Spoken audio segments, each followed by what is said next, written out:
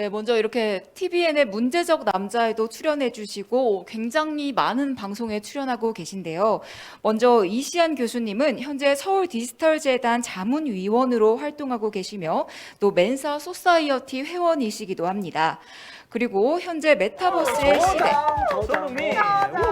안녕하세요, 이시안입니다. 네, 이렇게 멘토로도 제가 이제 출연을 멀티 하셨죠. 직업인으로 소개가 많이 되는데요. 네. 그러니까 직업이 많아요. 전문가와 함께하는 팁. 네, 이렇게 다방면에서 활동하고 계신데요. 이뿐만 아니라 메타버스의 시대, 또 NFT의 시대, 지식 편의점 원투 등 70여 권의 저서도 남기셨고요.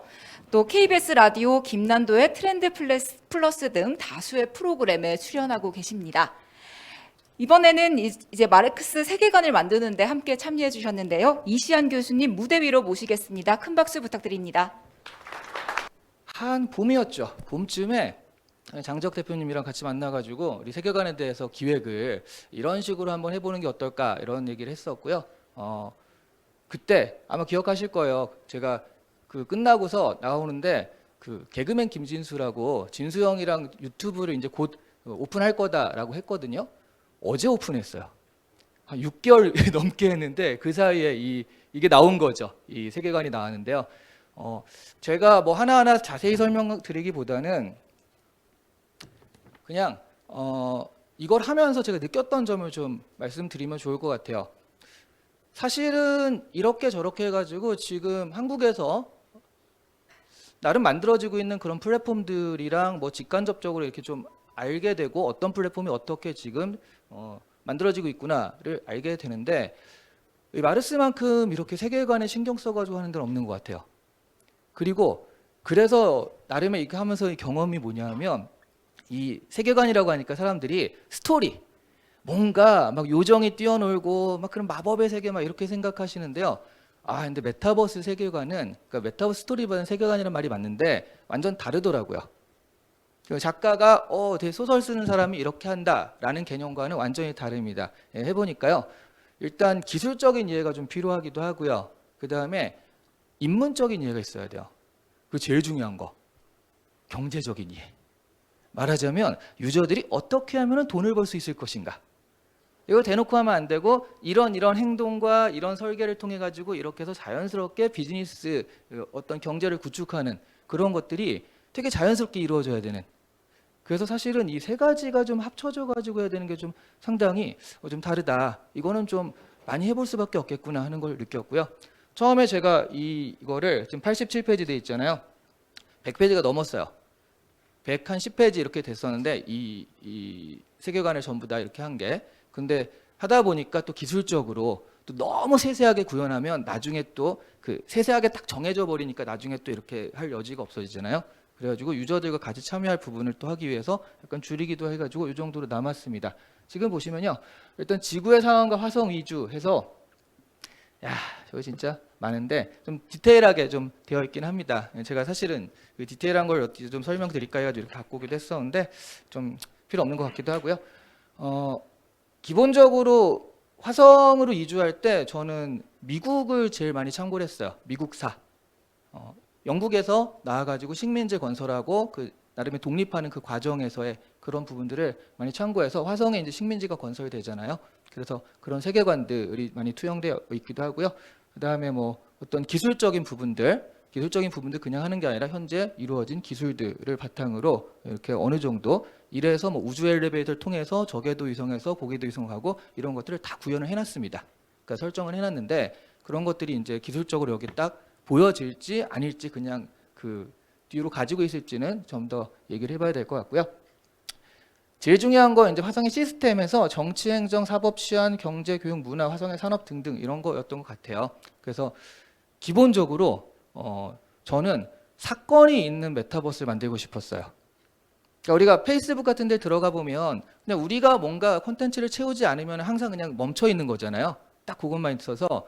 근데 메타버스는 우리의 행동과 사건과 사회와 사람들이 있는 곳이니까 그래서 뭔가 좀 흘러가는 그런 메타버스를 만들고 싶다라는 생각을 했었고요. 그런 부분들이 어느 정도 구현이 되어 있을 겁니다.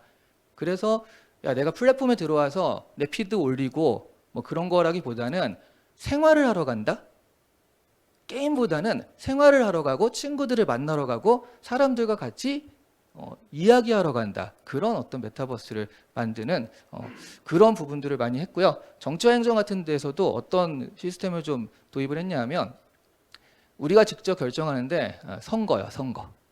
선거를 통해 가지고 여기서 어떤 대표 의원들을 선발하고 그래서 그런 커뮤니티를 많이 설정을 해놨어요. 다 구현될지 안 될지 모르겠으나 행정적인 선거도 있고요. 그리고 뭐 길드라든가 아니면은 반상회 같은 것도 우리 동네 그 자치구역 뭐 이런 것들 해가지고 그런 선거 제도 같은 걸 많이 해가지고 좀 재밌게 야 이번에도 우리가 뭐 선거 그 캠페인도 하고 사람들이 또 투표도 하고 바꾸자 해가지고 탄핵까지는 좀 그렇고요. 어쨌든 그런 것도 하고 하는 것들을 좀 만들려고 했고요.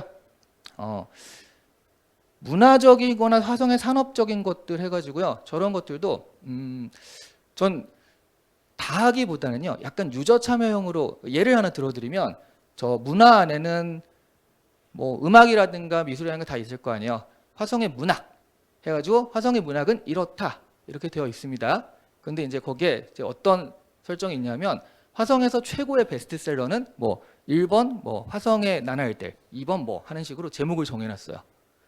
그리고 이거는 그 지금 이제 논의를 하는 중이니까. 근데 제목만 정해져 있고 그 내용은 한 2줄 정도로 제가 신호를 딱 써놨거든요.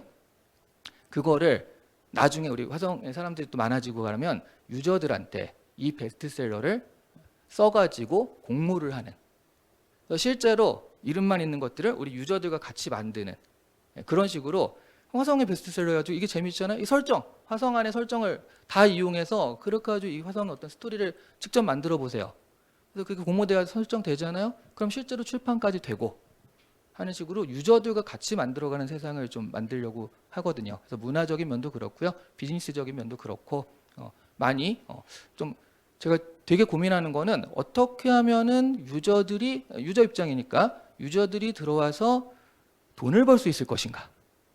내가 여기서 행동하고 생각하고 시간을 보내는 것만으로도 충분히 보상이 되는 것들이 자연스럽게 야, 돈 벌어야지 하면서 뭔가를 반복적으로 하면 너무 힘든 일이잖아요. 노동이 아니라 내가 여기서 그냥 자연스럽게 생활하고 즐겁게 뛰어노는 것만으로도 보상이 되는 그런 시스템을 어떻게 만들 수 있을 것인가. 뭐 그런 부분들을 같이 생각하고 있습니다. 근데 이제 오늘 딱 이렇게 제가 그래서 오늘 발표를 하면 유저분들, 홀더분들이 다운로드 다 받을 수 있냐 했더니 아직은 아니라는 것이 말씀드렸지만 기술적인 것도 굉장히 중요하거든요.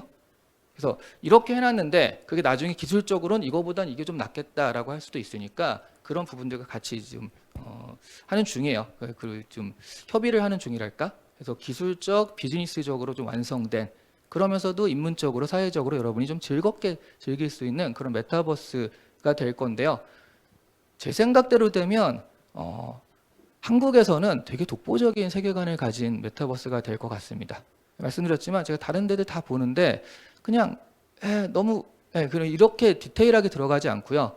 그냥 되게 뻔한 그런 그러니까 세계관에 별로 그렇게 신경을 많이 안 쓰더라고요.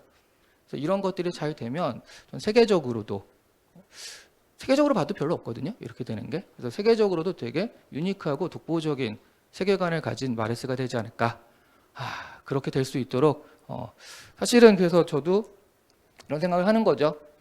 설정이라는 건 그래서 제가 이제 세계관이나 스토리라기보단 설정이란 말을 쓰는 건데 이 설정이 이제 아마 겨울쯤엔 발표되지 않을까 싶어요. 아주 디테일하거든요. 그런 것들이 발표가 되면 여러분들이 거기서 어떻게 참여할 것인가, 내가 어떤 콘텐츠를 어떻게 참여할 것인가 그런 것들도 많이 보이실 거예요. 그래서 같이 만들어가는 세계. 그래서 이 마르스의 프로젝트가 한 1년, 2년 있다가는 전 세계적으로도 야, 이 메타버스라는 건 저런 거야. 그냥 사람들이 생각하는 뭐 플랫폼 이런 것과 완전 다른 거지 메타버스는 저런 거야 라고 사람들이 좀 많이 지향할 수 있는 그런 플랫폼을 만들고 싶은데 그건 우리 여기 스텝이나 여기 마르스의 이 분들뿐만 아니라 여러분과 같이 만들어 나가는 것 같습니다. 저는 최대한 세계관을 맡은 사람 입장에서는 세계관 그런 자유롭게 뛰어놀 수 있도록 그런 설정을 많이 해가지고 좀 더 발전시킬 테니까 여러분도 많이 좀 도와주시길 바랄게요. 여기서 발표를 마치겠습니다. 감사합니다. 네, 감사합니다.